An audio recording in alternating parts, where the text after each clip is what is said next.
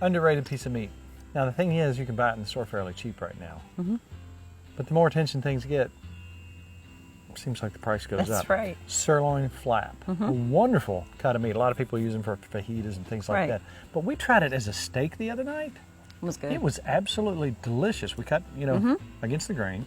Tasty, delicious, and they're very reasonable. So sirloin flap steak, don't forget that. And this is one of ours that we raised. Now this recipe that you're making tonight was one of those pleasant mistakes. Right. I wouldn't say mistake.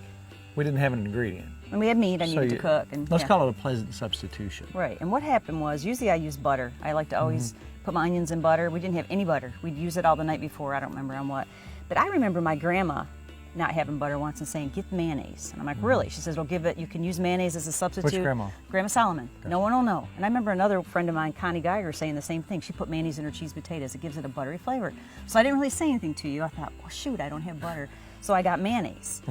So the sweetness of the mayonnaise and the cream of mushroom soup, you can't go wrong there. Okay, so now what we're going to do is we're going to get a 10-inch pan going. So this is going to be a one-pan deal. I like that. We like that. Right. There's not a lot of cleanup. Talking about where your food comes from. This is from Max CSA. Thank you, Mac. I always eat best onions. This is from our lower field. Isn't it nice to know where your food comes from? All right, now as odd as this seems, we're going to put this mayonnaise in the pot. I'd say that's about half a cup to 3/4, and melt the mayonnaise down with the onions, and let's start cooking that together. All right. And then I'm going to cut the meat into kind of little bite-sized pieces because we're kind of making like a stroganoff.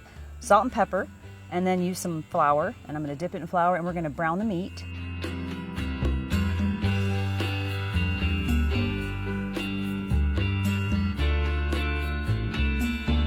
And then once we have that meat all browned and wonderful, we're going to pour some mushrooms on top. If you like mushrooms, you don't have to use mushrooms. We like them. Use half a cup of red wine. This is Kentucky wine, Wild Side Winery. Yes. Right down the road. I got half a cup of beef broth. Now we're going to throw some mushroom soup on top of all that. So we're just layering this, and your salt and pepper is with the meat before we got started, so we already got sufficient salt and pepper. And there's a lot of sodium in the mushroom soup. Now here's the secret ingredients. Oh, that's what I'm talking about. Gotta always have a little currant jelly. I'm gonna put a couple scoops of that. What do you think? Oh yeah. And I took every spice we had on the back porch and chopped it up and threw it on top. That's the key ingredient to this. If you don't have these, go to the store in your section. When I tasted this, you just made a surprise dish for me, and you came back and said, man, you used fresh basil and oregano and rosemary.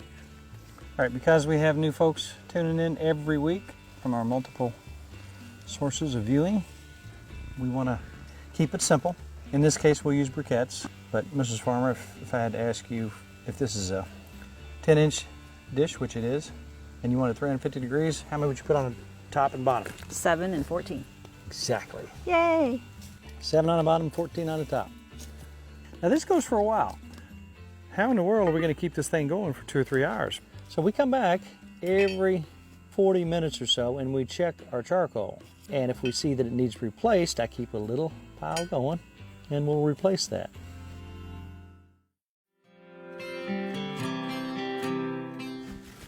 Now look at that, it's all cooked down. You can tell it's tender as it can be. Almost looks like a stroganoff, doesn't it, Yes, the way the meat is? And that's kind of what I got out of all that the other day. Except the flavors were exceptional. So right here, and you look at that. I like it. Tell me we haven't got something special. Let's have a little asparagus here. Gotta have our greens, Mrs. Farmer. I love greens. Tell me that isn't a tasty looking dish. So the subtleties here, one of the things that I really enjoyed was the taste of the mayonnaise. Yeah. You wouldn't think it would be that noticeable, but it is. But the basil, the fresh oregano, a little bit of rosemary. Everything on the porch. Look what you've got. Now you can see it's really, really, really cooked down, and you can see it's falling apart. Oh yeah.